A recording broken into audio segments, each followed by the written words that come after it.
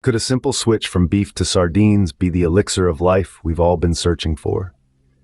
A recent study suggests that a global dietary shift from red meat to forage fish, such as herring, anchovies, and sardines, could potentially prevent up to 750,000 premature deaths and significantly reduce disability arising from diet-related diseases by the year 2050.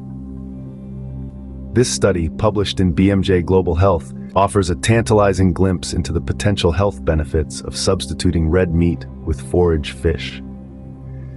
Forage fish are not only a rich source of omega-3 fatty acids and other essential nutrients, but they are also more environmentally sustainable than red meat. The researchers embarked on a mission to estimate the potential health benefits of this dietary shift. They created distinct scenarios based on anticipated dietary trends in 137 countries by the year 2050.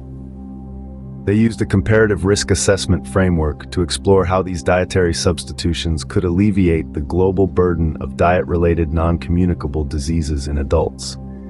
Their findings were quite remarkable. They discovered that prioritizing fish distribution to regions with low fish consumption, especially in lower and middle-income countries, could significantly decrease global disease burdens.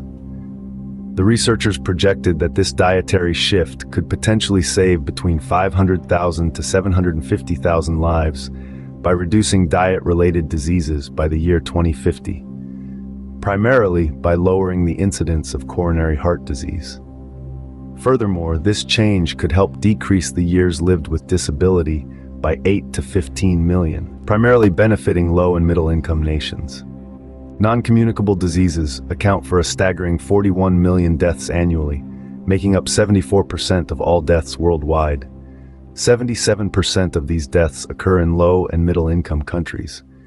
Major illnesses such as coronary heart disease, stroke, diabetes, and colorectal cancer are attributed to nearly half of the global deaths linked to non-communicable diseases. The consumption of red meat, such as beef, pork, and lamb, and processed meats have been increasingly linked to a higher risk of these diseases. The authors of the study emphasize that by the year 2050, to reduce the burden of diet-related diseases without sacrificing environmental health, we need to limit the consumption of greenhouse gas emission-intensive red meat and shift to foods that are both healthy and environment-friendly. While forage fish cannot fully replace red meat globally, this dietary shift could increase average daily fish consumption to close to the recommended 40 kilocalories in many countries. This could potentially reduce the prevalence of coronary heart disease, stroke, diabetes, and colorectal cancer by 2% by 2050. In summary, this exciting study suggests that a global dietary shift from red meat to forage fish could potentially have a profound impact on global health, reducing premature death and disability, and offering a more sustainable dietary choice for our planet. Can forage fish help prevent disease? It's a question that stirs the curiosity of many. The answer, as highlighted by physician-scientist Thomas M. Holland, is a resounding yes.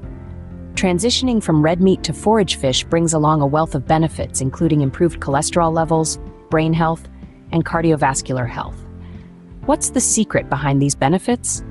Omega-3 fatty acids found in forage fish such as EPA and DHA play a pivotal role. Known for their inflammation and blood pressure reduction abilities, these fatty acids also lower low-density lipoprotein cholesterol and triglyceride levels. And the benefits don't stop at fatty acids. Registered dietitian and medical nutrition advisor Eliza Whitaker points out that these small fish are a treasure trove of essential nutrients, including vitamins D and B12, and minerals such as calcium, iron, and zinc. Contrast this with red meat, which the World Health Organization classifies as possibly carcinogenic to humans. Red meat consumption has been linked to colorectal cancer, diabetes, and ischemic heart disease. Another crucial point of difference is the level of dietary advanced glycation end products, or AGEs. These compounds produce oxidative stress and inflammation in the body, leading to chronic diseases. Thankfully, fish contain lower levels of AGEs compared to red meat, as explained by registered dietitian Sophie Lover. But what if you're seeking plant-based sources of omega-3 fatty acids? Options abound. Nuts, seeds, and marine microalgae are excellent alternatives. Marine microalgae in particular offer a direct source of DHA and EPA, bypassing the need for fish consumption.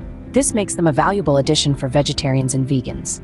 Nuts and seeds, although they do not provide EPA and DHA, supply ALA, which the body can convert into EPA and DHA to some extent. They also contain dietary fiber, a nutrient absent in forage fish but essential for a healthy diet. In summary, forage fish offer a plethora of health benefits, from improved cholesterol levels to better brain and cardiovascular health.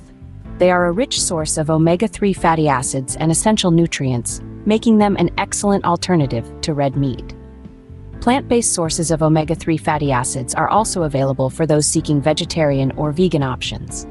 So, the next time you're pondering about what to have for dinner, consider the humble forage fish. It's a choice that your body will thank you for. Is it feasible to shift from red meat to forage fish? This question has surfaced as global health enthusiasts and environmentalists are exploring sustainable dietary options.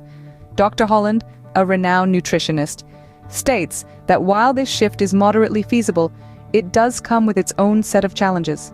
To understand these challenges, consider a region where seafood is scarce. Let's take landlocked areas in Africa and Central Asia as an example, where the accessibility of seafood is a major issue, making the transition to a forage fish diet difficult. This is primarily due to economic realities that limit access to nutritious food, especially in low and middle-income countries. Dr. Holland emphasizes that addressing health inequities and promoting dietary shifts must consider these economic realities. Strategies such as subsidies and education programs are necessary to ensure accessibility of forage fish for all populations, he suggests.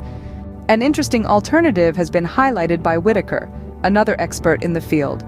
According to him, canned fish offers a more budget-friendly and accessible option than fresh or frozen fish. This could be particularly beneficial for those living far from coastlines and who are concerned about food safety. However, the transition is not just about affordability and accessibility. Cultural preferences for red meat, overfishing, and ecosystem disruption pose additional hurdles in the global shift to forage fish consumption. Dr. Holland concludes that addressing these issues requires novel ideas, but without adequate funding for infrastructure, education, and preventive measures, these ideas remain theoretical.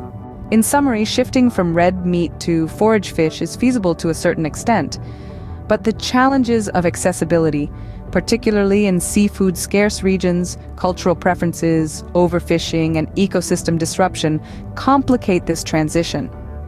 The solution, as suggested by Dr. Holland and Whitaker, lies in implementing strategies like subsidies and education programs and exploring alternatives like canned fish. However, without adequate funding, these solutions remain theoretical. The journey towards a sustainable dietary shift continues as we explore more ways to overcome these challenges.